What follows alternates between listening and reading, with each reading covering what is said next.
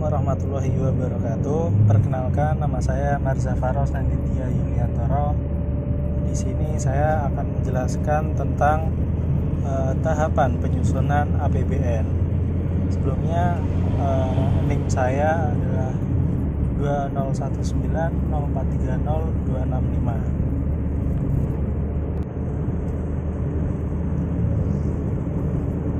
Sejak disahkannya Undang-Undang Nomor 17 Tahun 2003 tentang Keuangan Negara dan Undang-Undang Nomor 1 Tahun 2004 tentang Perbendaharaan Negara, pengelolaan APBN mengalami perubahan dalam proses penganggaran, dari perencanaan hingga pelaksanaan anggaran. Berikut tahapan penyusunan APBN. Yang pertama, tahap pendahuluan.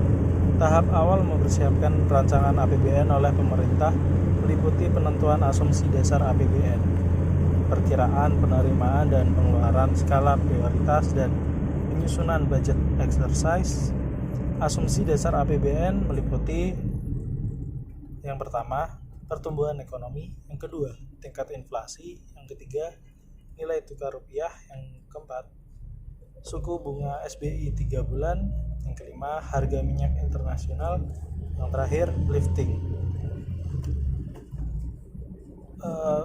Lalu tahap yang kedua adalah tahap pengajuan, pembahasan, dan penetapan.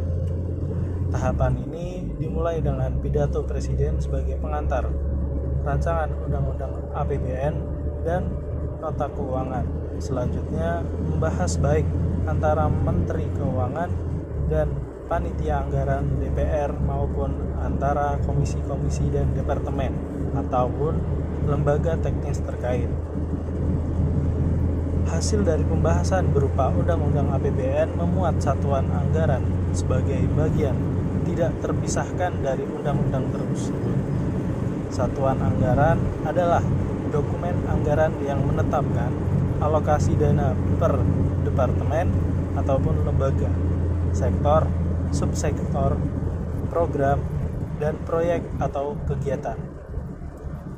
Untuk membiayai tugas umum pemerintah dan pembangunan, departemen atau lembaga mengajukan rencana kerja dan anggaran kementerian atau lembaga kepada Departemen Keuangan dan Bappenas untuk kemudian dibahas menjadi daftar isian pelaksanaan anggaran dan diverifikasi sebelum proses pembayaran.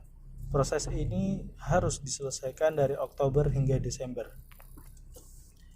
Dalam pelaksanaan APBN, dibuat petunjuk berupa keputusan Presiden sebagai pedoman pelaksanaan APBN.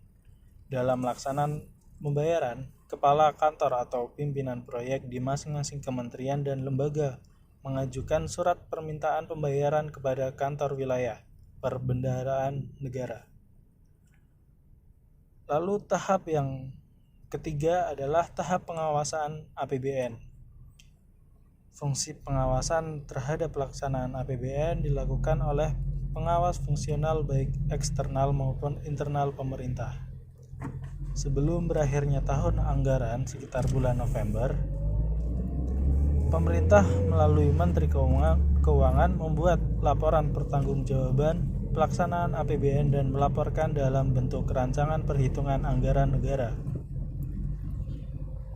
yang paling lambat dilakukan 15 bulan setelah berakhirnya pelaksanaan APBN tahun anggaran yang bersangkutan. Laporan ini disusun atas dasar realisasi yang telah diaudit oleh Badan Pemeriksa Keuangan atau BPK. Apabila hasil pemeriksaan perhitungan dan pertanggungjawaban pelaksanaan yang dituangkan dalam RUU PAN disetujui oleh BPK, RUU PAN tersebut diajukan kepada DPR untuk mendapat pengesahan menjadi UU Perhitungan Anggaran Negara tahun anggaran bersangkutan. Sekian pemaparan dari saya. Wassalamualaikum warahmatullahi wabarakatuh.